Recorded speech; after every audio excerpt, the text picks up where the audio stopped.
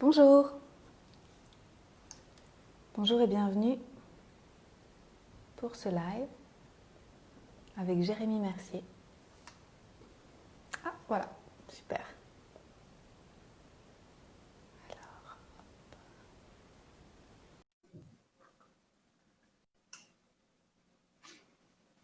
bonjour à toutes et à tous. Hello, Salut salut, Jérémy, salut Anne-Claire, bonjour à tous, bonjour à toutes. comment vas-tu aujourd'hui?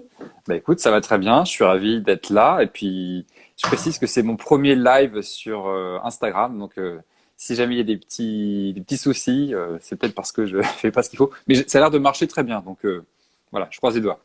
Ça marche très bien et tu peux juste rester concentré sur la conversation et si Nickel. jamais il y a des questions, comme moi j'ai plus l'habitude de le faire, je verrai les questions passer et Ok, il n'y a ça pas de marche. problème. Ok, très bien. Merci à toi. Super, avec plaisir.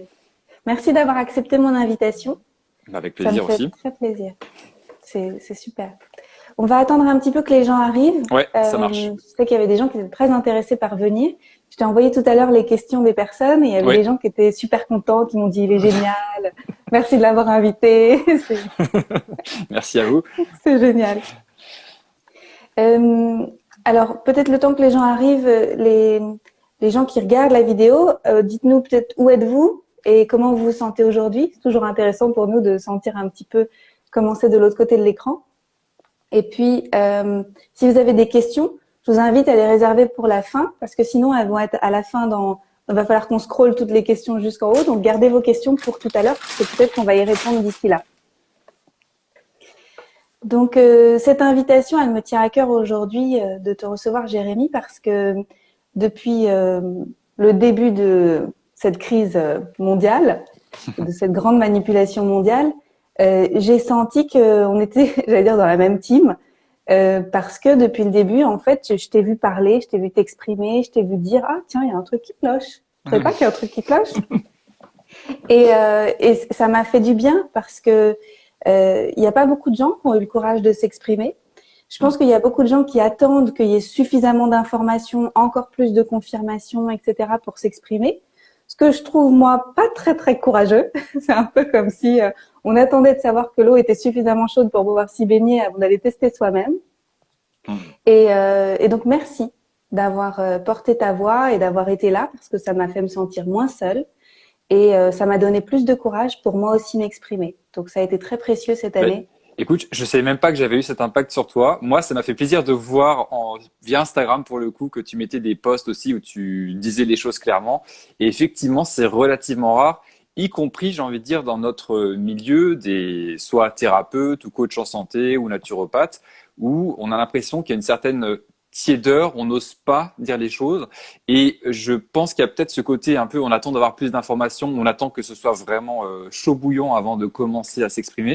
Et il y a aussi, je pense, eu plusieurs choses, notamment un effet de sidération. Je pense que, enfin, personne ne s'attendait. Enfin, moi, quand le confinement est arrivé, je sais plus quand, là, vers le 15 mars, j'avais jamais entendu parler de confinement avant. Enfin, je ne Moi non plus. connaissais pas ce terme.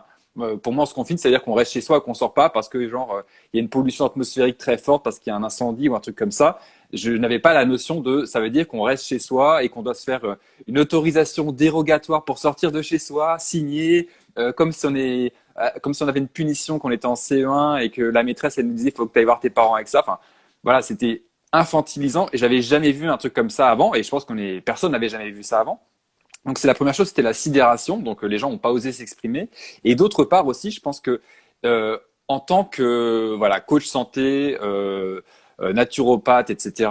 On peut se dire tiens, est-ce que j'ai les compétences, est-ce que j'ai les qualifications pour m'exprimer sur ce sujet et ou est-ce que je suis entre guillemets juste un citoyen lambda qui n'a pas sa parole à dire parce que les soi-disant grands pontes, experts, médecins, épidémiologistes, etc., eux, ils savent et il faut les écouter, il faut leur faire confiance. Et il y a un juste milieu à trouver, certainement. Et moi, il y a des notions que je connaissais pas forcément en termes voilà, d'épidémiologie, de maladies virales, etc.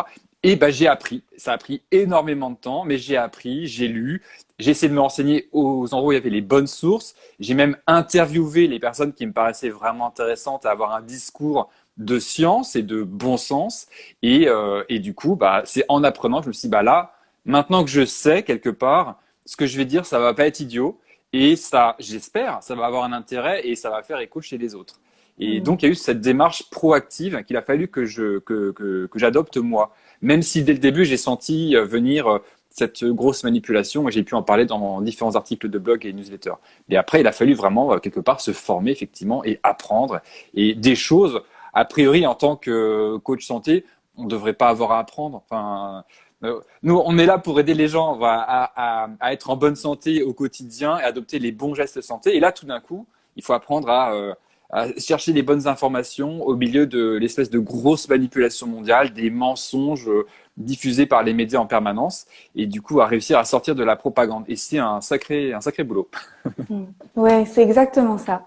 Et moi, je crois que ce qui m'a le plus choqué, et c'est là où je me suis dit qu'il y avait effectivement un problème, c'est que en tant que bien portant, Mm. qui s'occupe de notre santé, c'était bizarre qu'on nous fasse flipper à ce point et qu'on laisse pas les bien portants sortir, qu'on laisse pas les bien portants faire fonctionner la société. Moi, ça a été vraiment le point où je me suis dit, là, il y a un truc qui va pas, là. Ça va pas du tout. C'est pas juste les personnes affaiblies, c'est pas juste les personnes qui ont Mm. des potentiels dangers de santé. C'est tout le monde, c'est qu'il y a quelque chose, il y a anguille sous roche. Oui, Et c'est oui, ça. C'est-à-dire que être un être humain vivant, c'est déjà suspect de base, quoi, dans ces conditions. Donc c'est, oui, waouh, qu'est-ce qui se passe, quoi? Je oui. suis potentiellement quelqu'un qui va tuer d'autres personnes parce que j'aurai un comportement irresponsable, entre guillemets. Enfin, c'était le délire, effectivement. Oui, bah on nous a beaucoup traités d'irresponsables sur Oh, les et ça réseaux continue, sociaux, et ça continue. c'est pas grave. Donc, pour reposer un cadre peut-être plus grand que 2020, ça fait des années que je te suis et bravo pour ton travail, bravo pour ce que tu construis, pour le message que tu portes dans le monde. Est-ce que tu veux bien te présenter pour les gens qui te Ouais, connaissent pas encore? ok. Donc, bah, déjà, je m'appelle Jérémy Mercier. Donc, j'habite à Nantes. D'ailleurs, aujourd'hui, Nantes nous sort une nouvelle loi, entre guillemets, ou décret, enfin, quel que soit le terme. Et donc, on doit sortir masqué partout à l'extérieur dans Nantes et quelques villes de l'agglomération. Donc, c'est une belle journée qui commence. Et donc, voilà. Donc, moi, j'ai 38 ans. Je me présente en tant que coach en santé naturelle. Ma particularité, je dirais, dans mon approche, c'est que à la base, je suis scientifique de formation. Donc, j'ai fait des études scientifiques poussées. Je suis normalien en chimie, docteur en recherche environnementale. Et c'est pendant ma thèse, quand j'étais à Londres, à l'Imperial College, que j'ai découvert l'impact environnemental de l'élevage, qui était juste hallucinant, et j'avais pas du tout conscience de ça parce que c'est un sujet qui est pas tellement abordé, qui est un peu comment dire, même négligé, voire méprisé. Et quand j'ai pris conscience de ça, ça m'a amené à changer mon alimentation. Donc c'était en 2008 et je suis devenu végétarien à l'époque. Et pour être sûr de ne pas faire de bêtises, j'ai commencé à me passionner à être passionné par le domaine de la nutrition. Donc j'ai lu énormément de choses en français, en anglais, et plus j'avançais, plus je découvrais que finalement c'était un choix à la base entre guillemets environnemental et qui finalement était aussi un excellent choix d'un point de vue santé. Donc la santé est devenue un sujet un peu obsessionnel chez moi et j'ai décidé de me former en France avec un médecin assez particulier mais qui m'a appris énormément de choses. Il s'agit de Christian Talchaler. Donc au niveau de l'alimentation, des émotions et quelques autres sujets, j'ai trouvé son enseignement vraiment hyper intéressant et très pertinent. Et j'ai voulu rajouter plus de science et d'expérience en allant ensuite me former à l'Institut Hippocrate, que peut-être certains connaissent, qui se trouve aux États-Unis, à West Palm Beach, en Floride. Et donc, j'ai fait une formation d'éducateur en santé. J'y ai passé à peu près 3 mois. Et c'était un endroit où j'ai pu découvrir, rencontrer des personnes du monde entier avec plein de pathologies différentes et puis avec des histoires juste exceptionnelles. Et donc, j'ai pu rencontrer des gens qui se sont guéris de maladies censées être incurables, notamment des cancers, des maladies cardiovasculaires super avancées et puis qui reviennent là-bas en vacances. Voilà. Donc, c'était fou. Et puis, suite à ça, eh bien, j'ai ouvert un cabinet à Nantes entre 2014 et 2016. Donc, je recevais des gens. Et j'ai décidé en 2016 de passer complètement en ligne. Donc, tout ce que je fais est actuellement sur Internet. Donc, je crée et je vends des programmes liés à l'alimentation, liés à certaines pratiques naturelles un peu bizarres, comme le nettoyage du foie. Pourtant bizarre, mais très efficace. J'ai tellement de retours que J'en suis même impressionné que ça puisse avoir autant de résultats positifs. Et également, j'enseigne ce que j'appelle l'extériorisation des émotions. J'ai créé la méthode LIFE pour libération immédiate et facile des émotions. Et j'ai d'ailleurs, sinon je fais ma petite pub, tant qu'on y est, j'ai écrit 2 petits livres. Donc un sur les émotions, l'hygiène émotionnelle, le chaînon manquant de votre épanouissement. Et un autre, j'arrête de creuser ma tombe avec mes dents, en finir avec les faux messages, alimentation santé. Voilà, c'est 2 livres hyper direct, où je dis les choses simplement. Il y a des références scientifiques aussi quand c'est possible. Et il y a aussi plein d'illustrations très marrantes qui rendent la lecture aisée, et on va jusqu'au bout et on a envie d'appliquer. Voilà. Et donc, moi, tout ce parcours, à la fois scientifique et ensuite de coach en santé, et toute mon expérience en cabinet avec les gens que j'ai rencontrés, donc ça m'a amené à finalement vouloir diffuser un message. Parce que quand je recevais les gens en cabinet, il y avait des choses qui revenaient en permanence. Et je me suis dit, je vais devenir fou si je répète tout le temps la même chose. Enfin, je peux pas, c'est pas possible. Alors, même si on a tous nos spécificités individuelles, en gros, en tant qu'être humain, on obéit à certaines règles qui marchent à peu près pour tout le monde. À peu près. Après, on pourra individualiser si besoin. Et c'est là, du coup, que j'ai eu cette idée de créer des programmes en ligne pour pas avoir répété 100 000 fois les mêmes choses. Et du coup, ça m'a aussi amené à me renseigner sur d'autres thématiques de santé et à vouloir les diffuser, notamment via ma chaîne YouTube. Et puis, à chaque fois que je creuse un sujet de santé, en fait, très rapidement, je découvre que soit ce qu'on pense c'est faux, soit c'est carrément ce qui est présenté dans les médias, c'est le contraire de la réalité.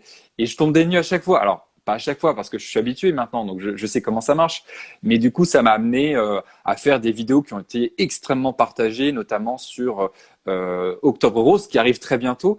Donc la fameuse campagne qui invite les femmes à se faire dépister par rapport au cancer du sein, à rappeler à quel point c'est important, etc. Et quand on regarde la science sérieuse sur le sujet, on se rend compte que c'est pas du tout le cas et que ça sauve personne, que ça sert à rien, à part à nourrir l'industrie du cancer et à faire croire aux femmes qu'elles ont été sauvées de cancers qui n'auraient jamais évolué. Et celles qui ne sont pas, entre guillemets, sauvées par ce dépistage, de toute façon, le dépistage n'aurait rien changé. Plus tôt ou plus tard, ça n'aurait rien changé de toute façon. Et comme on ne présente pas les choses de cette façon-là, que chaque année, on a Christina Cordula qui va nous faire un speech complètement bidon là-dessus, on va l'inviter à la télé, tout le monde va se mettre un petit ruban rose, Emmanuel Macron va dire « Ah, c'est incroyable, bravo les femmes » et je sais pas quoi. Bref, on est dans le délire et s'envoyer des fleurs en permanence sur des trucs bidons. Et du coup, j'espère que cette année, et je crois que ça a tendance à décliner, je ne sais pas si cette vidéo que j'ai faite a eu un impact, c'est pas impossible, parce qu'elle était quand même vue et très très partagée ces dernières années, mais chaque année, j'ai l'impression que ça décline un petit peu, et je me dis peut-être que enfin les femmes ou certaines femmes reprennent vraiment la responsabilité de leur santé et ne tombent plus dans les pièges, finalement c'est ça, les pièges de l'industrie pharmaceutique. Et et je pense que du coup, il y a des choses qui vont dans le bon sens, voilà. Je crois aussi. Et je pense aussi, et on en a parlé un tout petit peu hier, la situation actuelle, peut-être, est là aussi pour nous aider à enfin nous réveiller et à reprendre notre pouvoir sur nous et à arrêter de croire que les médias ont la parole juste, la vérité et sont là pour nous dire ce qui est bien pour nous. Oui. Il y a une personne qui demande dans le chat pourquoi le dépistage du cancer du sein ne sert à rien. Alors, est-ce que tu veux expliquer oui. Alors déjà, je vais faire juste pour qu'on comprenne bien de quoi on parle. Il y a dépistage et diagnostic. C'est pas la même chose. Dépistage, ça veut dire chercher un cancer chez quelqu'un qui n'a aucun symptôme. Comme chercher un Covid chez quelqu'un qui n'a aucun symptôme. Exactement, voilà, donc c'est ça. Donc les femmes entre 50 et 69 ans ou 74 ans, j'ai un doute en France, on leur envoie un courrier tous les ans leur disant ah, vous avez 50 ans, c'est important de faire le dépistage du cancer du sein.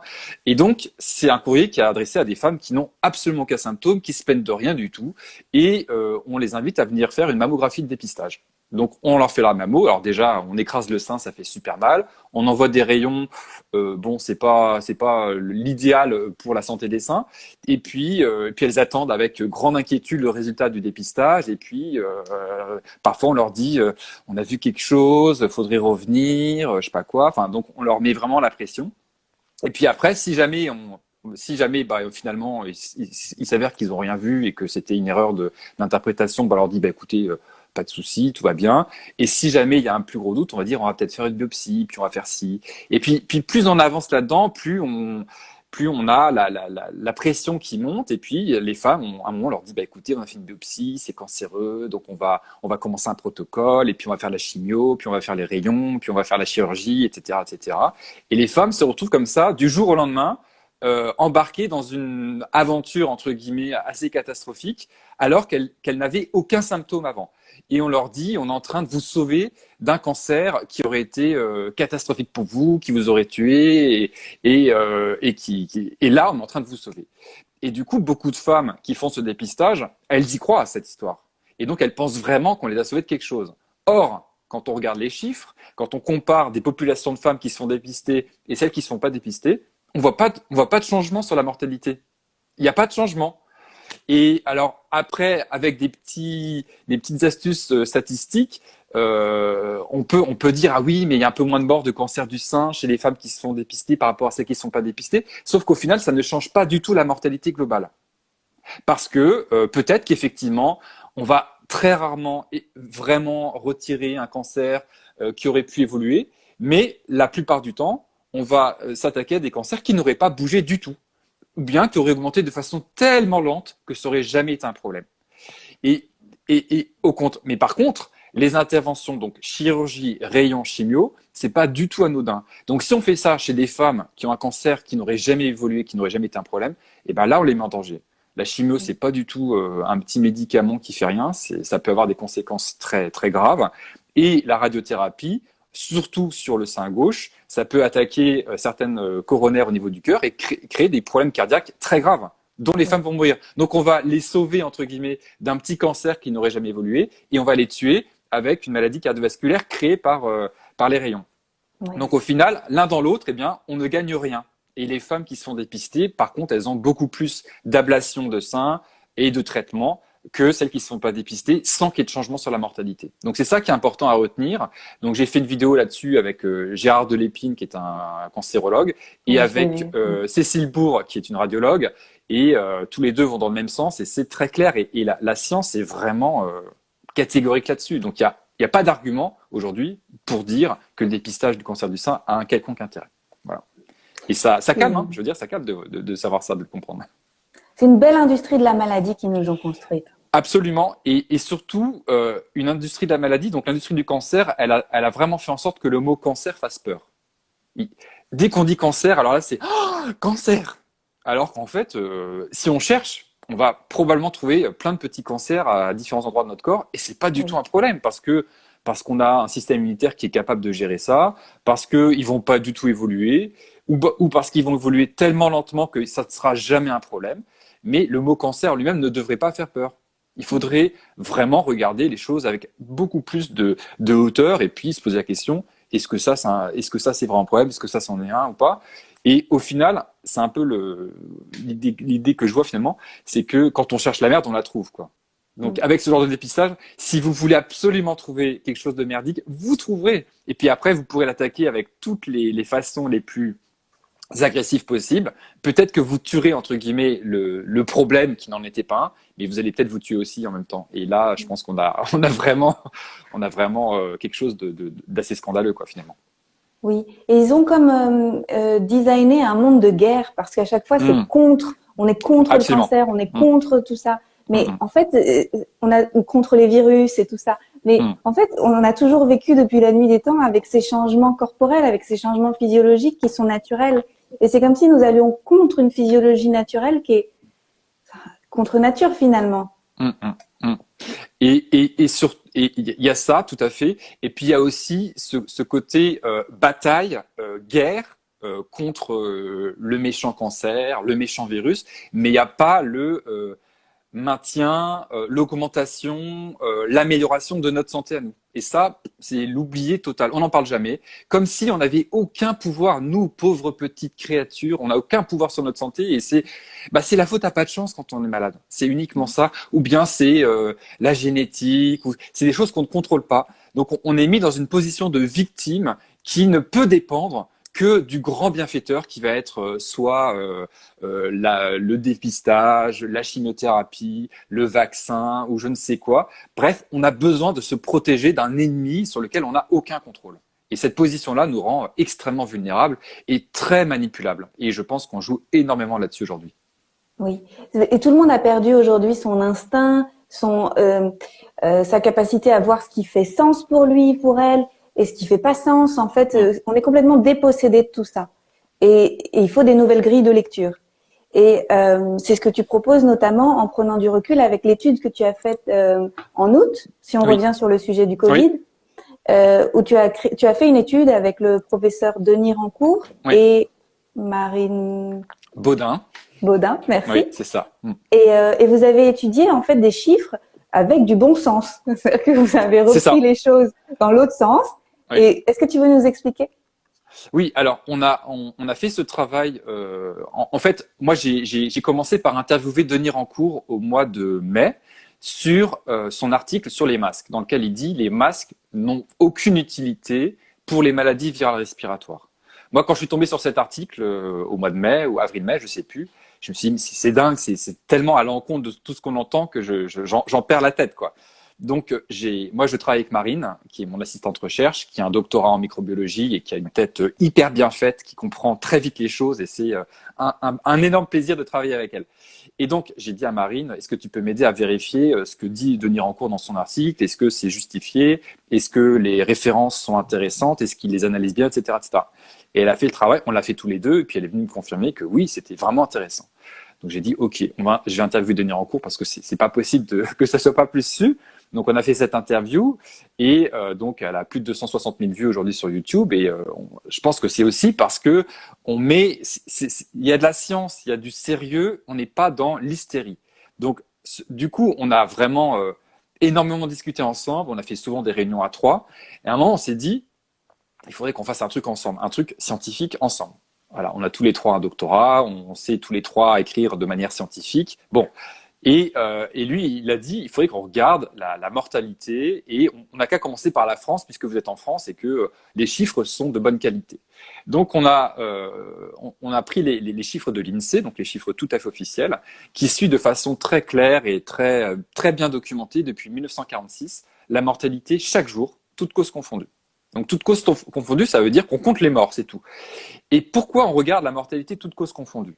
C'est parce que pendant le confinement, tout le monde a entendu chaque jour, tous les soirs, Jérôme Salomon qui annonçait le nombre de morts du Covid de la journée. Alors, je dis pas de la Covid, je précise tout de suite, parce que j'ai pas envie de changer toutes les 3 semaines de dénomination, ça m'énerve. Hein, on avait le nCoV-19, après on est passé à je sais pas quoi, enfin bref. Moi, je suis resté à le Covid et j'ai pas envie de passer à la Covid. Ça m'agace. Voilà. C'est un choix personnel. Donc voilà. Et donc, on nous annonce aujourd'hui, il y a eu 1237 morts du Covid. Le lendemain, il y en a 826 ou je sais pas quoi. Des chiffres d'une précision, mais alors, incroyable. Incroyable.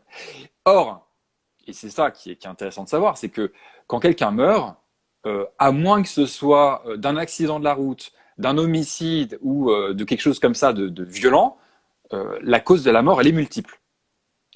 Quelqu'un qui est à l'hôpital, qui meurt aujourd'hui peut-être du Covid justement, il peut avoir un cancer, il peut avoir des médicaments extrêmement dangereux, il peut avoir à côté de ça un diabète de type 2 très avancé, enfin bref, plein de choses. C'est quoi la raison de la mort au final? Ça, c'est un choix politique. C'est un choix qui est très, très biaisé. C'est un choix du médecin, c'est un choix du médecin par rapport aux pressions des collègues qui disent « Ah oui, c'est comme ci qu'on fait, c'est comme ça qu'on compte », de l'hôpital. C'est culturel, c'est médiatique aussi. C'est-à-dire que si à la mode, en ce moment, il faut parler de telle maladie, c'est telle maladie qui va être la cause. Parce que la personne, elle a beau mourir d'un cancer très avancé, ah oui, mais elle a toussé à la fin, donc ça fait penser au Covid. Ah oui, Covid, paf. Surtout qu'à l'époque, ils testaient pas. Maintenant, ils testent et les tests sont pas bons. Mais à l'époque, ils testaient même pas. C'était juste si tu avais quelques symptômes et la liste des symptômes était quand même très longue. Voilà. Quelques symptômes Covid, hop. En gros, être vivant, enfin, n'importe quel être vivant a un symptôme du Covid aujourd'hui. Enfin, tout le monde a peut-être toussé ou éternué ou s'est mouché ou je sais pas quoi, ou a eu un tout petit peu de fièvre dans les derniers mois. Chez 99,9% des gens, c'est certainement pas le Covid, mais comme c'est ça qui est à la mode, on va dire que c'est ça le Covid. On va dire que c'est le Covid. Et effectivement, avec un test pourri, mal calibré, avec des répétitions de cycles juste hallucinantes, on peut dire n'importe quoi. Et c'est ce qu'on fait aujourd'hui, on dit n'importe quoi. Donc, en tout cas, nous, on s'est dit, mortalité toutes causes confondues, là, il n'y a pas de biais. Parce que soit on est mort, soit on n'est pas mort. Point. C'est clair, c'est très facilement vérifiable. Et donc, on a pris ces chiffres depuis 1946 et on a regardé l'évolution. Alors déjà, il y a un truc qui est intéressant avec la mortalité toutes causes confondues, c'est qu'il y a plus de mortalité l'hiver que l'été, depuis toujours. Et c'est comme ça dans tous les pays de latitude moyenne. C'est pas comme ça au niveau de l'équateur, c'est pas comme ça non plus quand on se rapproche des pôles. C'est vraiment au pays de latitude moyenne. Pourquoi? C'est parce qu'il y a une saisonnalité des maladies virales respiratoires, des grippes, des rhinovirus, coronavirus et plein de virus différents qui créent des maladies respiratoires et qu'on a tous les hivers. Et il se trouve que quelqu'un qui a une maladie cardiaque, si en plus il chope ce genre de maladie virale respiratoire, eh bien il aura plus de chances de mourir. Or, ça arrive l'hiver, donc on a une augmentation des morts par maladie cardiaque l'hiver, parce qu'ils ont aussi une maladie virale respiratoire. Donc on pourrait écrire la cause de la mort, par exemple chez quelqu'un comme ça, c'est 70% la maladie cardiaque, 20% la maladie respiratoire, 10% les médicaments qui ont des effets secondaires désastreux, etc. Donc c'est très compliqué de dire c'est quoi la cause de la mort. Et donc quand l'autre, Jérôme Salomon, nous sort des chiffres extrêmement précis sur le nombre de morts par jour du Covid, ça n'a aucun sens. C'est n'importe quoi, c'est juste de la manipulation. Donc, quand on reprend de la hauteur, qu'on regarde la mortalité toutes causes confondues depuis 1946, qu'est-ce qu'on observe? On observe très bien cette saisonnalité, on voit des vagues, avec un creux l'été, et puis un pic l'hiver, et puis ça redescend. C'est comme ça tous les ans, et ça n'a jamais bougé. Et on observe deux anomalies. Une anomalie en 2003, très connue, c'est le pic de mortalité à cause de la canicule, donc qui a fait à peu près 15 000 morts, et c'est ce qu'on vérifie avec le modèle. Et on observe aussi un pic qu'on a appelé le pic Covid en mars-avril 2020, et là, on calcule un pic de 30 200, pour être précis, 30 200 morts. Voilà. Or, ce pic-là, ça ne correspond pas, comme on l'a vu, à des pics épidémiques de maladies virales respiratoires. Et il se trouve que ce Covid, qu'on a tendance à présenter comme une maladie extrêmement dangereuse, extrêmement contagieuse, n'est pas très différent des autres maladies virales respiratoires classiques. Quand on regarde la létalité, on est assez proche d'une grippe classique, quoi. Et le professeur Ioannidis a très bien montré ça en regardant les États-Unis. Or, on voit ce pic très fin, donc qui ne correspond pas, ça n'est pas compatible avec une épidémie virale respiratoire, ce pic très fin, tard dans la saison hivernale, et quasiment synchrone dans tous les pays où on trouve ce pic, juste après, hasard incroyable quand même, juste après que l'OMS déclare la maladie comme pandémie. Et donc, ce qu'on en déduit, c'est que comme c'est pas quelque chose de biologique, c'est du coup quelque chose, c'est lié à une intervention extérieure, à savoir une décision politique, et en particulier une décision politique de confinement, ou pour être précis, d'isolement des personnes les plus vulnérables. Pourquoi je dis ça?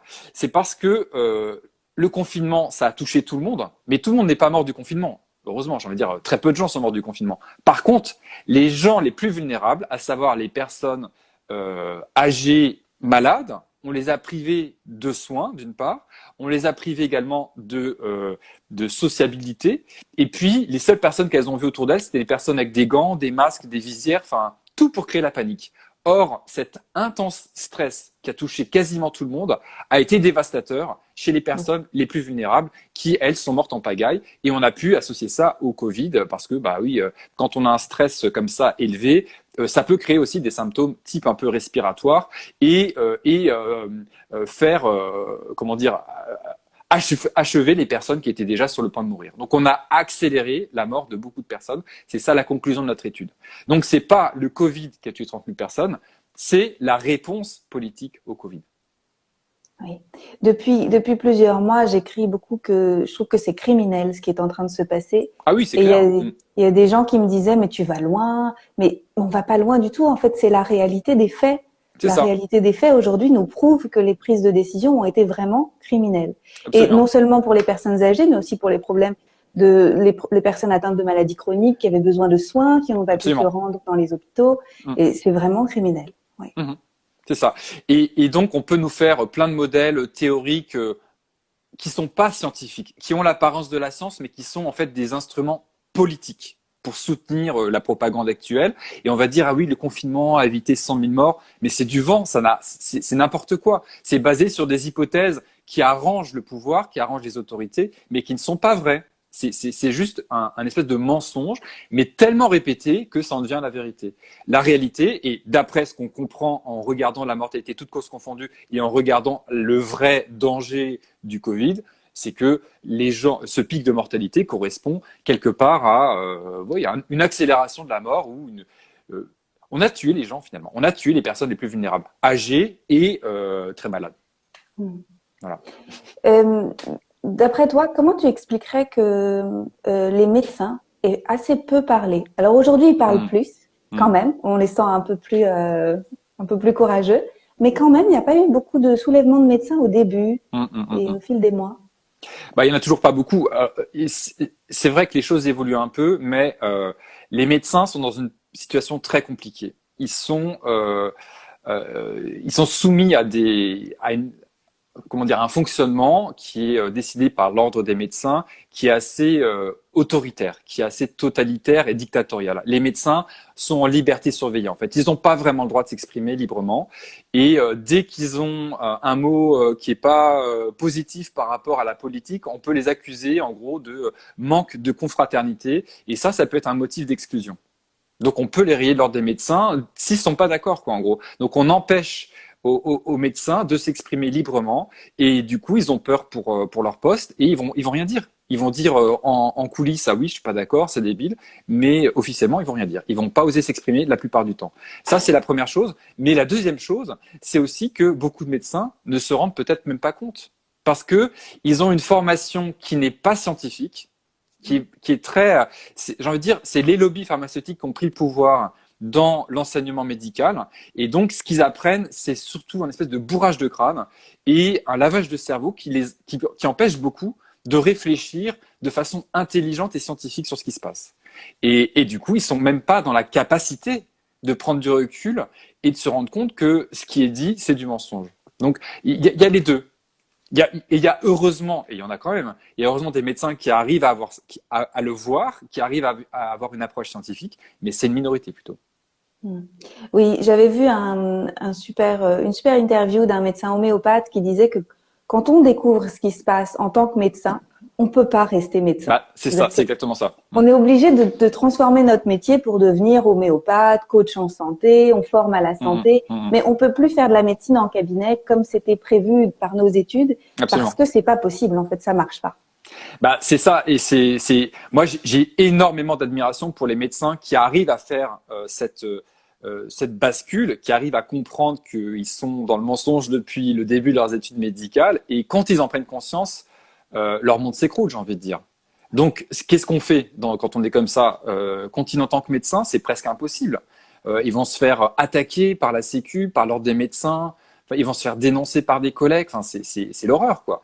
Donc, soit ils se planquent, ils disent rien, et puis le bouche à oreille fait qu'ils vont attirer une patientèle qui sera ouverte et qui voudra avoir des gens comme eux en face en tant que médecin. Soit carrément, ils vont devoir quitter effectivement la profession médicale et se mettre à leur compte différemment. Oui. Moi, j'ai une tendance très optimiste et c'est vrai que depuis que j'ai découvert la naturopathie, toute la santé naturelle, toutes les approches naturelles, je suis persuadée que le changement viendra des individus qui auront envie de prendre leur santé en main. Et quand j'ai vu cette année arriver, là, quand j'ai vu mars, avril, mai, je me suis dit, j'étais toute enthousiaste et je me suis dit c'est la grande année où les gens se rendent compte que l'immunité leur appartient, que c'est à eux de faire les choses, ils vont venir vers nous, ils vont poser des questions, etc. Alors c'est arrivé parce que surtout je travaille beaucoup avec des praticiens de santé et cette année ils ont eu des nouvelles personnes, des gens qui sont venus avec une vraie curiosité qui seraient pas venus avant parce qu'ils ont eu très peur. Alors du coup ça a été un déclencheur. Mais de l'autre côté, il y a des gens qui ont encore plus peur de la santé et qui ne sortent plus de chez eux, qui mettent les masques toute la journée, même dans la voiture, etc. Donc, je trouve qu'on a quand même bien là, le monde est vraiment scindé en deux entre ceux qui se sont réveillés, et qui se sont dit, ok, on essaye de me la faire à l'envers, je vais me débrouiller tout seul, je vais trouver des solutions, et ok, je vais me planquer à la maison. C'est très très polarisé, hein, effectivement. Oui. Et qu'est-ce que tu auras envie de dire aux gens Moi, j'ai du mal encore à parler avec les gens qui ont peur. je suis assez rentre dedans. Et donc, je vais assez vite dire aux gens, écoute, c'est à toi de le faire. Il faut que tu te redresses, c'est à toi de le faire. Go. Il y a plein de gens qui l'ont fait avant toi, regarde. Mais je me rends compte que c'est un peu limitant parce que je ne peux toucher qu'une partie des gens. Les autres gens se sentent heurtés par mes propos. Qu'est-ce qu'on peut dire aux gens qui ont peur pour rester avec eux, mais quand même tu vois? Alors, moi, il y a, quand j'avais interviewé Denis Rancourt, on parlait à la fin de l'interview sur les masques de la peur. Et il disait, les gens qui ont peur, il faut les laisser aller au bout de leur peur, en fait. On peut rien faire. Quelqu'un qui a peur, il est tellement terrifié que son comportement est irrationnel. Et donc, moi, j'ai envie de dire, quelqu'un qui a peur, par exemple, par rapport aux masques, qui pense qu'il faut les mettre tout le temps, que c'est important, qu'on se protège soi, qu'on protège les autres, etc. Même quand la science dit le contraire, et cette science qui dit le contraire et qui est là, pourtant, elle est ignorée donc par les autorités de santé et par les médias. Eh bien, moi, j'ai envie de dire du coup à des gens comme ça, mais si tu veux vraiment te protéger, les masques ne servent à rien. Donc moi, ce que je te conseille, c'est le scaphandre à pression positive et puis avec des bouteilles d'oxygène. Il y a que ça qui va te protéger. Il faut faire comme dans les labos de virologie. C'est tout. Ils le mettent dans ces labos-là parce que c'est utile. Et si toi, tu as peur de cette maladie qui traîne partout selon toi parce que tu n'as pas compris comment ça fonctionne un virus, eh ben, mets ton scaphandre dans ta voiture, dans la rue, et là, tu seras vraiment protégé. Et tu me remercieras, du coup. Donc voilà. Donc, soit on peut y aller un peu Jusqu'au bout. Avec l'humour. Il faut aller jusqu'au bout. Si on veut vraiment se protéger et protéger les autres, c'est ça qu'il y a à faire. Je suis désolé. Hein. Il n'y a pas d'autre moyen. Hein. Voilà. Ça, c'est clair. Et sinon, bon, après, moi, j'ai plein d'approches pour apprendre à extérioriser ses émotions, à extérioriser la peur. Et je pense que là, c'est vraiment très utile.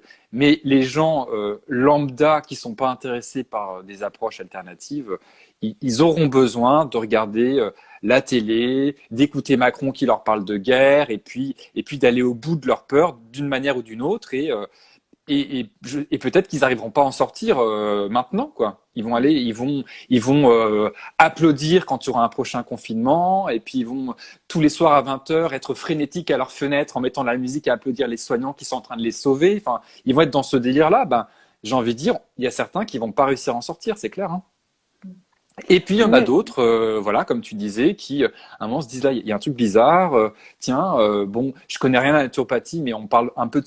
J'ai entendu parler système immunitaire sur BFM TV. Ça a été coupé juste après, je sais pas pourquoi. C'est quoi ce truc Voilà, et peut-être que ça va en éveiller certains, et puis qui vont dire ah oui tiens mais c'est dingue. Ça veut dire que quand on mange bien, on est moins malade. Je savais pas, mais pourquoi ils en ont pas parlé? Enfin, et là, peut-être qu'il y a une brèche qui s'ouvre et du coup, un chemin qui se fait.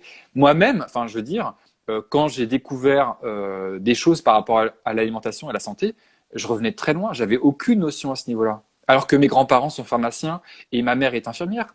J'avais aucune notion. Moi, la maladie, c'était vraiment le hasard total. Et le hasard. Pas de bol. Le pas de bol, ouais. Ah non, c'est pas de bol, quoi. Et quand j'ai compris en commençant à lire, à expérimenter sur moi, à rencontrer d'autres gens et à me former qu'en fait, c'était pas une histoire de pas de bol, mais c'était libérateur. Enfin, en fait, j'étais pas juste un pauvre petit être qui subit les aléas de la vie. J'étais quelqu'un qui pouvait être responsable et maître de son existence. Et enfin, moi, je trouve ça extraordinaire. Après, peut-être que tout le monde n'a pas envie de ça et préfère être dans le rôle de victime, qui n'a pas de chance, et puis il faut avoir peur de tout, le monde est mauvais, les virus sont mauvais, les médecins sont mes dieux sur Terre parce que eux savent quoi faire pour moi. Enfin bref, voilà, j'ai envie de dire, chacun sa façon de faire. Et je pense que tout le monde ne peut pas sortir de la peur aujourd'hui. Elle est tellement bien installée, elle est tellement répétée de façon quotidienne, amplifiée par ce que vont comprendre les gens autour, les voisins. Ah oui, alors à Nantes aujourd'hui, ah oui, les masques c'est important parce qu'il y a tellement de cas, il faut vraiment qu'on évite un nouveau confinement, puis qu'on évite toutes ces morts, et donc c'est important dès 11 ans de mettre le masque tous les jours. Oui, bon, ah, voilà. Mais derrière tout ça, il y a une peur profonde, c'est la peur de la mort finalement. Absolument. Derrière tout ça, c'est ça qui va plus loin. Mais finalement, les gens qui ont absolument peur de la mort comme ça, c'est pas des gens vivants. C'est pas des gens qui vivent au quotidien en prenant conscience, responsabilité de leur santé, de leur vie, de tout ce qui fait qu'on est humain. Oui. Et quand on vit dans la peur de la mort, on est déjà mort quelque part. C'est exactement ça. Et en fait, la mort est tellement tabou dans notre société. C'est tellement, c'est revenu un peu au devant de l'actualité là récemment parce qu'on nous parlait de mort, mais sans vraiment parler de la mort et sans finalement rappeler à chacun que on est tous des êtres vivants et donc qu'on est destiné à mourir, Mm. que la vie c'est une maladie sexuellement transmissible et mortelle. Mm. Ouais, ben c'est ça. Et si on se souvient pas de ça, ben on va en permanence éviter ce tabou de la mort, de la fin de notre existence, et du coup repousser, être dans cette crainte. Et quand la mort est tabou à ce point-là, on n'est pas dans la vie. On ne peut pas être dans la vie. Pour être pleinement dans la vie, il faut avoir pleinement conscience du fait que on va mourir et que notre temps sur Terre est limité. Donc à nous, à mon avis, de bien l'utiliser ce temps et de pas le perdre à être dans la peur et dans les bêtises actuelles, quoi. On a des choses plus intéressantes à faire qu'être dans la peur, dans une peur complètement factice en plus. Exactement. Mm. Tu as des enfants et tout Oui. à l'heure tu disais qu'à Nantes, le masque est obligatoire à partir de maintenant et Mm. aussi que de toute façon le masque est aussi obligatoire au collège, Ouais. etc. Mm. Est-ce que tu veux, je sais pas si c'est OK pour toi, mais de parler de comment tu gères ça, le masque, les enfants, le masque en ville à partir de maintenant, comment tu vas gérer Alors, ça? c'est hyper compliqué. Alors, clairement, si je m'exprime de façon libre là-dessus, je sais pas, peut-être que comme à Melbourne, là, ils vont arriver, les flics vont arriver en Le disant drone. quoi, ouais, c'est ça. Non, ou même frapper à ma porte et m'emmener, j'en sais rien. Enfin, comme on est dans un État autoritaire, dans une dictature sanitaire, enfin, faut dire les choses telles qu'elles sont. Je sais pas, hein, peut-être que je prends des dangers en disant certaines choses. Moi, ce que je peux dire, en tout cas, de façon très claire, c'est qu'effectivement, j'ai une fille qui est au collège, donc elle doit mettre le masque toute la journée, y compris pendant la récré. Le seul moment où ils peuvent le retirer, c'est pour manger au self et pendant le cours de sport. Oui, parce qu'il n'y a pas de Covid au self. Il n'y a pas de Covid au self et il n'y a pas de Covid au sport non plus, c'est ça. Par contre, il est tout le temps présent et extrêmement dangereux en permanence, sauf ces deux exceptions. Voilà. Donc ça, OK. voilà. Donc du coup, moi, je trouve ça dramatique. Ma fille, elle a mal à la tête quand elle rentre le soir, ce qui n'est jamais arrivé avant. Alors, il y a un lien certainement avec le masque, mais bon, il paraît que le masque ne pose aucun problème. Bon, je pense pas du tout. On n'a pas étudié quels sont les problèmes du masque. On peut faire que des hypothèses. C'est ce qu'on évoque dans la vidéo de Denis Rancourt et c'est ce qu'il évoque dans son article. Et même l'OMS, euh, dans son papier qui se met à recommander le port du masque, ils disent voilà tous les problèmes potentiels, mais qu'on n'a pas exploré. On est en train de faire une expérience à grandeur nature qui mobilise des millions de personnes. On est tous les cobayes de cette expérience délirante. Et je pense que ça va être intéressant d'un point de vue scientifique de voir ce qui va se passer. Il y en a qui parlent du fait que les enfants, jusqu'à 20 ans même, développent leur arbre bronchique. Donc les poumons se développent et ils sont en pleine croissance jusqu'à 20 ans. Et peut-être que faire obstruction à l'arrivée de l'air naturel, peut-être que ça va jouer là-dessus. Et les conséquences, ça se trouve, elles sont pas mesurables tout de suite, mais dans 2 ans, 3 ans, 5 ans ou 10 ans ou 20 ans, peut-être que là, on aura vraiment les réponses à ces questions et on va découvrir que les nouveaux adultes ne savent pas respirer correctement et sont hypersensibles à plein de nouvelles maladies qui vont avoir des noms incroyables. L'asthme protéiforme masculaire, je ne sais quoi, voilà, où on va trouver un autre nom pour pas faire de lien avec le masque. Peut-être qu'on va créer comme ça de nouvelles maladies. Donc pour moi c'est assez délirant. D'autant que donc déjà on n'a aucune preuve que les personnes qui n'ont pas de symptômes soient contagieuses. On n'a toujours pas de preuve, hein. Mais Non. par précaution, eh bien on va dire que il faut quand même mettre ça pour éviter qu'on contamine les autres. Et on n'a toujours pas pris en compte le fait, et c'est ça le plus grave, que les maladies virales respiratoires se transmettent non pas par des gouttelettes, mais par des particules aérosols en suspension, qui Oui, sont tellement fines qu'elles passent de excusez-moi. toute façon. Elles passent. Le masque n'empêchera pas, ni dans un sens ni dans l'autre, qu'elles passent. Mm. Donc ça ne sert vraiment, mais strictement à rien ce masque, à part à montrer qu'on est d'accord avec la folie ambiante, à montrer que il y a une maladie extrêmement grave qui circule et qu'il faut protéger, soi-disant protéger les autres et se protéger soi. et du coup à jouer le jeu de cette dictature sanitaire. Donc pour moi, c'est inquiétant. J'ai essayé de trouver des parades par rapport au masque au collège. Aujourd'hui, j'en ai pas. Peut-être qu'il y a des médecins qui voudront bien faire des certificats de contre-indication au port du masque. Je sais pas où c'en est. C'est possible que ça puisse fonctionner. J'ai l'impression que ça pourrait, mais que le collège pourrait dire non ou je sais pas quoi. Alors après, on peut trouver peut-être des astuces, peut-être retirer des épaisseurs de masque, peut-être faire des masques en tissu tellement fins que on respire beaucoup mieux et c'est juste un petit voile. Je ne sais pas. Franchement, j'ai pas la solution aujourd'hui par rapport à ça. Donc moi, j'ai déjà testé la déscolarisation et peut-être que ça reviendra. Alors ce qui m'embête, c'est que j'ai envie de passer du temps justement à me renseigner sur cette situation et puis à avancer et puis à faire tourner mon activité, etc. Si je dois à un moment revenir sur la scolarisation de ma fille aînée qui est au collège, peut-être. Hein. Pour le moment, moi je lui ai proposé, je lui ai dit, tu préfères aller au collège mais avec un masque ou bien rester à la maison et on fait autrement. Et pour le moment, elle a dit, je préfère aller au collège parce qu'il y a des copains, des copines. La sixième, c'est une année charnière, etc. Donc je comprends. Hein. Peut-être que moi aussi j'aurais dit ça, mais c'est pas des conditions idéales du tout. Les profs le savent. Les élèves aussi, ils le savent quand même, parce qu'ils se rendent compte que c'est quand même pas idéal. Il y en a qui sont plus sensibles que d'autres. Et aujourd'hui, on est en train de jouer avec la santé des enfants, des adultes aussi, mais des enfants en particulier. Oui, Ouais. ça doit être extrêmement fatigant. Déjà qu'en France, on a des journées scolaires qui sont très très longues, ça doit être extrêmement fatigant de respirer toute la journée derrière le masque. Oui. Le fait que je travaille depuis mon bureau, donc que je suis devant mon ordi, fait que je ne mets jamais de masque en gros. Et même récemment, donc le centre-ville de Nantes, il y avait une partie où le masque était obligatoire, même si techniquement, je pense que tous ces décrets sont complètement illégaux, mais j'ai pas les outils juridiques. Je sais qu'il y a certains qui bossent là-dessus et a priori, on peut démonter assez facilement ces décrets qui n'ont pas de valeur juridique. Mais bon, et à chaque fois que je vais en ville, je mets jamais le masque à l'extérieur. Jamais je l'ai mis. Et là maintenant, ça va être partout. Donc peut-être que je vais le mettre quand même si je commence à avoir des regards menaçants et des gens qui m'insultent dans la rue. Pour le moment, ça s'est très bien passé, même quand j'étais en centre-ville sans masque. Par contre, à chaque fois que je rentre dans un commerce, si je mets pas mon masque, on me dit vous rentrez pas quoi. Donc du coup, je le mets. Alors je le mets mal, je fais le con un peu avec, je le mets sous le nez.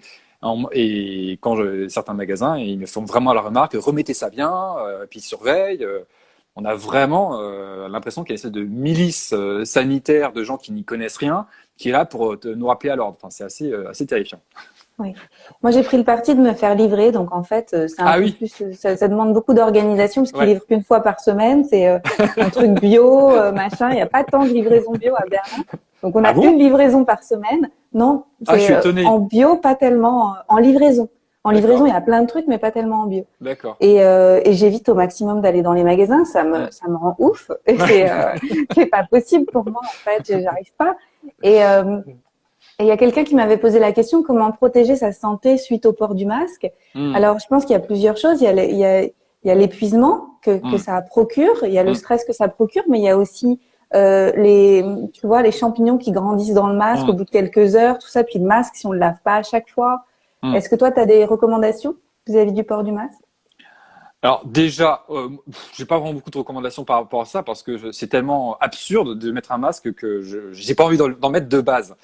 Alors si on est forcé d'en mettre un, moi ce que j'ai testé un tout petit peu, mais je trouve que le masque en tissu qui est distribué c'est une catastrophe. Enfin, respirer avec ça, je ne sais même pas comment on fait. Enfin, au bout de 10 minutes, je suis pas bien, je sens que c'est tellement désagréable, pardon, que je ne veux pas mettre ça. Donc je trouve que le masque chirurgical pour le coup passe mieux. Je trouve que donc si on peut retirer une épaisseur, l'épaisseur du milieu qui est blanche, on peut faire une petite incision pour la retirer, ça se voit pas trop, c'est un peu plus transparent, mais personne n'y voit que du feu. On respire un peu mieux. Après, à part ça, je sais pas trop quoi dire sur le masque, à part que dès qu'on peut, il faut le retirer, quoi. Il faut le retirer le plus vite possible, le mettre le plus tard possible et le retirer le plus vite possible. Et puis, de toute façon, je pense que c'est mieux de respirer par le nez parce qu'on va mieux filtrer. Notamment des petites particules du masque et puis l'air qui va arriver et puis on va aussi peut-être un peu moins humidifier que quand on respire par la bouche où là on envoie plein d'air très très chargé en vapeur qui va se coller un peu partout et peut-être créer une espèce de bouillon de culture. Mais ouais, c'est pas, j'ai pas de solution vraiment sur comment faire pour bien respirer avec le masque. Peut-être qu'après, une fois qu'on a fait ça, peut-être que certaines huiles essentielles pourraient aider à décongestionner, à ouvrir un peu. On pourrait imaginer que les huiles essentielles habituelles pour le système respiratoire pourraient avoir leur utilité. Mm. Après, ça n'a pas été vraiment testé dans le contexte de porter un masque un certain nombre d'heures par jour. Non. Mm. Moi, c'est ce que je fais parce que j'ai pas envie de laver mon masque à chaque fois, si jamais j'en ai besoin à nouveau. Donc après l'avoir porté, je le mets à l'air libre et j'ai fait un petit spray d'huile essentielle Mhm. et donc je le mets à l'air libre et il sèche dehors Mhm. et enfin tant que c'est encore pas très frais dehors et au moins comme ça il est gorgé d'huile essentielle, il est nettoyé, il n'y a pas de trucs qui grandissent dedans. Enfin, Mhm. j'ai une copine qui est pas très rebelle vis-à-vis de cette situation Mhm. et elle m'a dit que elle, sa rébellion, c'est d'avoir le même masque dans le fond de son sac depuis 3 mois. Et en Oui, fait, oui, oui, oui. malheureusement, c'est délétère quand on utilise le même masque Mhm. cracra et qu'on respire comme ça dedans, ça risque de faire des effets Mhm. après pas chouette quoi. Après, personnellement, moi, je le porte très peu le masque, hein, donc c'est juste quand je rentre dans les commerces, quoi. Mm. Et du coup, moi aussi, je tourne avec 3 masques chirurgicaux, avec des incisions et des retraits de la partie du milieu depuis effectivement 3 mois aussi. Voilà. Donc c'est peut-être pas l'idéal, mais j'ai tellement pas envie de mettre mon argent pour des masques que que c'est aussi un peu mon côté rébellion à ce niveau-là. Voilà. Mm. À Je plusieurs niveaux, comprends. mais bon. Mais toi, du coup, tu as un masque en tissu que tu laves toi quand même. C'est ça? Ouais. C'est un Oui. masque en tissu. Mais tu as mis qu'une épaisseur, c'est ça? Il est très fin ou t'as fait comment? Non, il est relativement épais, mais je l'ai rarement porté plus de 10 minutes, sauf une Ah oui, fois dans le train il y a quelques mois où on m'avait d'accord. obligé de le porter. Il y avait personne dans le train. Et mon compagnon et moi, on a dû s'asseoir sur des places différentes Oh alors mon qu'on vit Dieu. ensemble. C'est quand même hallucinant. Ouais, ouais, ouais. Ce jour-là, j'étais très, très en colère. Euh, J'avais une autre question parce Oui, que quelqu'un a posé hier. C'est comment se rapprocher des gens éveillés localement? c'est une super question. Alors, je sais qu'il y a des groupes Facebook entre guillemets anti-masque ou pro-liberté. Enfin bref, il y a plusieurs groupes qui existent comme ça. Moi, j'ai reçu des infos sur des réunions locales qui pouvaient y avoir. Donc, je vais m'en rendre à une sur Nantes là, prochainement d'ailleurs. Je sais pas qui va être là, je sais pas si je vais être d'accord, enfin je sais pas ce qui va être dit. Donc moi, je pense que c'est par les réseaux sociaux surtout qu'on va trouver ce genre d'informations ou par un peu le bouche à oreille. De toute façon, les médias vont pas en parler de ça. Il y a vraiment, enfin, aujourd'hui, je pense que ceux qui ont un petit peu de jugeote et qui arrivent à prendre un tout petit peu de recul arrivent à voir que les médias sont uniquement dans le sens du pouvoir. Voilà, il y a pas d'alternative. Donc c'est pas les médias qui vont nous aider et cette résistance, parce que c'est vraiment une résistance hein, à la dictature sanitaire, elle va se faire un peu comme ça, de façon cachée ou pas complètement visible. Et c'est par le bouche à oreille ou par les réseaux sociaux qu'on va trouver les infos. Je sais pas comment ça peut se faire autrement. Après, il y a aussi des gens qui envoient qui ont des chaînes de mails et des trucs comme ça, mais c'est grâce, entre guillemets, à Internet qu'on va trouver les solutions et les rassemblements de résistants locaux. Voilà. C'est ça. Et moi, il y a un truc qui m'a surpris, c'est que j'aurais pensé que dans les milieux bio et trucs comme ça, il y aurait cette résistance. C'est pas forcément le cas. Hein. C'est pas. Et moi, j'ai, par exemple, il y a une Biocop qui est pas très loin de chez moi. Et avant que le masque soit obligatoire dans les commerces, ils l'obligeaient eux. Moi, je leur ai dit, mais moi, je rentre pas chez vous si vous me forcez à mettre le masque. Ils me dit, bah, désolé, je rentre pas. J'irai au Super U. Enfin, voilà, j'étais dégoûté, mais bon, c'était comme ça. Moi, et ça m'a fait de la peine. Mais bon, faut juste comprendre que les résistants sont pas forcément aux endroits où on les attend. Voilà, aussi. Les Exactement. cartes sont un peu brouillées. On sait plus où, on sait plus où chercher, quoi. Mais, Oui. Il y a quelques mois, j'avais écrit aux 3 boutiques bio de mon quartier et je leur avais dit comment pouvez-vous participer à cette mascarade? très Et bien. j'étais vraiment, et je pense que c'est aussi ça, c'est plus on est nombreux à dire mais où avez-vous Mm, perdu votre bon sens? mm, Et plus on est nombreux à le dire, plus les gens quand même vont s'interroger. mm. Il faut pas hésiter, il faut pas être timide de C'est dire les ça, choses. absolument. Et les gens, au bout d'un moment, ils vont se dire bah oui, je suis une boutique bio, il y a Mm, 30 personnes aujourd'hui qui m'ont dit ça. Est-ce que mm, je ferais pas bien mm, de sortir mes coucougnettes et d'y aller, quoi. Enfin, je veux dire, il y a un moment, il faut y aller. Parce que c'est un manque de courage, en fait. mm, C'est mm, ça. C'est juste, ils se sentent tout seuls, alors ils vont pas le faire, mais plus on va être mm. nombreux à dire qu'on n'est pas d'accord, plus ça va bouger. Bah ouais, alors maintenant, en France, en tout cas, comme le masque est obligatoire à l'intérieur, je sais pas s'ils peuvent vraiment faire opposition à ça. Mais au moins, moi, ce qui me rassurerait, c'est à l'entrée d'un magasin, voir le masque est obligatoire, on n'est pas d'accord, mais si vous le mettez pas, on risque. Et ça, j'adorerais le voir. Je le vois nulle Ouais, part. Je le vois nulle part. ouais. Qu'est-ce qui les empêche de mettre ça? Ils ont le droit de le mettre. Ils mettent juste masque obligatoire, rappel des gestes barrières, et moi je suis là, mais ta gueule, quoi. Arrête de me rappeler la propagande, c'est bon, j'ai suffisamment Ouais. entendu, quoi. Mm. Donc, donc voilà, donc c'est. Je pense qu'on a tous encore quand même quelques libertés, notamment une certaine liberté d'expression, même si Facebook, YouTube et même Instagram certainement doivent censurer des choses et de plus en plus. Mais au moins, quand on a un commerce, on devrait pouvoir mettre un petit mot qui s'adresse aux gens et qui leur rappelle bah, qu'on n'est pas juste un petit toutou du pouvoir, quoi. Ça va. Mm. Ouais. Voilà. Donc voilà. Maintenant, après, je pense qu'il faut quelque part organiser une forme de résistance, que ce soit intelligent, que ce soit efficace, et sans doute utiliser des armes juridiques, avoir des experts dans différents domaines qui se regroupent. C'est en train de se faire d'une certaine manière. Moi, je vois passer des choses, on me fait intervenir dans certaines autres aussi. Ça reste encore très timide, mais il y a des chances que maintenant que les taux se resserrent de plus en plus, que ça bouge un peu plus. On va voir. Mm. En tout Merci. cas, juste pour info, avant de finir, l'article donc que je t'ai envoyé donc et qu'on a fait, on a fait un communiqué de presse qu'on a envoyé à la presse. Euh, Rien. rien du tout quoi. Pourtant, j'ai envoyé à du monde. Hein. Quelqu'un m'a donné son carnet d'adresses de 400 ou 500 journalistes. Aucune réponse, personne. Voilà. Et par contre, quelqu'un que je connais bien qui bosse dans la presse à très haut niveau et qui était directrice de rédaction dans des grands magazines, elle m'a dit bah oui, ils sont tous hyper frileux et ils sont tous dans le politiquement correct. Donc aujourd'hui, on est dans cette dictature du politiquement correct. Macron et les autorités disent ça, on peut pas dire le contraire. Et si on le dit, bah il faut le casser juste après pour rappeler qu'on reste dans le politiquement correct. Donc ouais, c'est pas évident. Hein, c'est un vrai travail, un vrai entre guillemets combat, mais qui va probablement amener vers du mieux bientôt. Moi, je pense aussi. Hein, Oui. je suis assez confiant. Ça va se faire. Ça va peut-être prendre un peu de temps, mais ça va se faire. Tu sais, ça me fait penser comme en santé, il y a des gens qui ont besoin d'aller très très loin dans la souffrance physique Mm. avant de décider de prendre en main les choses et de Absolument. transformer leur Ouais. vie vis-à-vis de leur santé. Mm. C'est la même chose collectivement, j'ai l'impression qu'on a besoin d'aller très très loin dans la souffrance Mm. pour pouvoir se dire bah non plus jamais et maintenant on va faire autrement. Mm. Et voilà, c'est ça. C'est dommage parce qu'on n'est pas obligé d'évoluer en souffrant, on peut aussi évoluer avec du bon sens et en Mm. faisant Mm. différemment, mais s'il faut en passer par là, alors on va Bah, le faire. oui, c'est peut-être un espèce de programme psychologique présent dans l'humanité qui a besoin d'arriver au mur pour changer enfin de direction, quoi. On n'arrive pas à freiner puis à tourner avant le mur. On a besoin de se le prendre. Ou Ouais. d'être tellement près du mur que là, il se dit, ah merde, il faut que j'appuie sur le frein maintenant. Alors, ça peut être un peu trop tard. J'espère que ça sera pas trop tard. Mais peut-être qu'on a besoin de passer par ça. Merci Jérémy pour tout ce que tu partages, pour cet enthousiasme que tu as pour le bon sens et la vraie santé. Et ça fait du bien.